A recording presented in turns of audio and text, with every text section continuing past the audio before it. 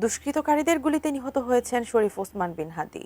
সেই ঘটনার রেশ কাটতে না কাটতেই এবার মাথায় গুলিবিদ্ধ হলেন এনসিপি নেতা মোতালেব শিকদার। আর একের পর এক এমন হামলায় নতুন করে উদ্বেগ তৈরি হয়েছে দেশ জুড়ে।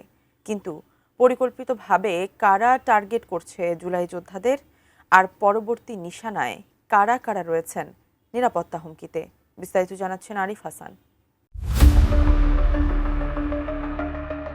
গত 12 ডিসেম্বর দুর্বৃত্তদের হামলায় মাথায় গুলিবিদ্ধ হন ইনকিলাব মঞ্চের মুখপাত্র শরীফ ওসমান বিন হাদি। এরপর দেশে সম্ভাব্য সব চিকিৎসা প্রচেষ্টা চালানোর পর উন্নত চিকিৎসার জন্য তাকে সিঙ্গাপুরে পাঠানো হলে সিঙ্গাপুর জেনারেল হাসপাতালে চিকিৎসাধীন অবস্থায় তার মৃত্যু হয়। এদিকে হাদির মৃত্যু ঘিরে তোলপাড় বাংলাদেশ। ঘটনার 10 দিন পার হয়ে গেলেও এখনও শুটার ফয়সাল কিংবা তার সহযোগীকে গ্রেপ্তার করতে পারেনি আইনশৃঙ্খলা বাহিনী। এবার এর মধ্যে জাতীয় নাগরিক পার্টির খুলনা বিভাগীয় কমিটির আহ্বায়ক এবং শ্রমিক শক্তির কেন্দ্রীয় সংগঠক মোতালেব শিকদার গুলিবিদ্ধ হয়েছেন।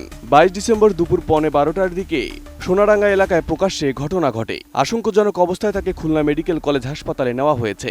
এখন পর্যন্ত এ ঘটনার কারণ এবং কারা এতে জড়িত তা এখনও নিশ্চিত হওয়া যায়নি। তবে ঘটনায় জড়িতদের শনাক্ত ও গ্রেপ্তারে অভিযান শুরু হয়েছে বলে জানিয়েছে পুলিশ। নতুন বাংলাদেশ গড়তে এলো জুলফিকার স্টিল। জুলফিকার স্টিল, ইস্পাত দৃঢ় অঙ্গীকার। এদিকে এ ঘটনায় উদ্বেগ ছড়িয়ে পড়েছে এনসিপি নেতা সহ জুলাই আন্দোলনের সম্মুখ সারির নেতাদের মাঝে।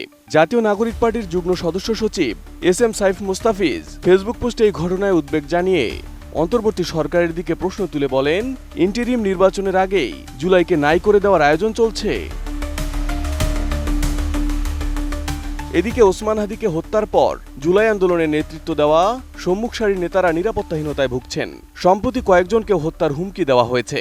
এর মধ্যে সরাসরি হত্যার হুমকি পেয়েছেন এনসিপির দক্ষিণ অঞ্চলীয় মুখ্য সংগঠক হাসনাত আব্দুল্লাহ, সিনিয়র যুগ্ম সমন্বয়ক হান্নান মাসুদ, এবি পার্টির সাধারণ সম্পাদক ব্যারিস্টার আসাদুজ্জামান ফুয়াদ, ব্যারিস্টার শাহরিয়ার কবির সহ জুলাই আন্দোলনে ফেসিবাদ বিরোধী ও আধিপত্যবাদ বিরোধী বিভিন্ন দলের পরিচিত রাজনৈতিক মুখরা। এসব নেতাদের দাবি, ক্ষমতাচ্যুত আওয়ামী লীগের বিভিন্ন পর্যায় থেকে এসব হুমকি আসছে। এদিকে আসন্ন জাতীয় নির্বাচনের তফসিল ঘোষণার পরপরই দেশের এমন আইনশৃঙ্খলা পরিস্থিতি নিয়ে উদ্বেগ বাড়ছে। নিরাপত্তাহীনতায় ভুগছেন বলে সরকারের কাছে অভিযোগ করেছেন। এমন প্রেক্ষাপটে 24 জুলাই আগস্ট আন্দোলনের সঙ্গে যুক্ত গুরুত্বপূর্ণ ব্যক্তিত্ব, সমন্বয়ক ও আসন্ন জাতীয় সংসদ নির্বাচনের সম্ভাব্য প্রার্থীদের নিরাপত্তা নিশ্চিত করতে উদ্যোগ নিয়েছে অন্তর্বর্তী সরকার।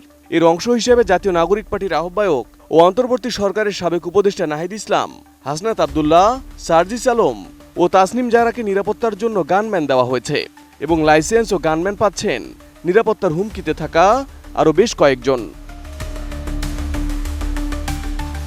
Arif Hasan, ATN news.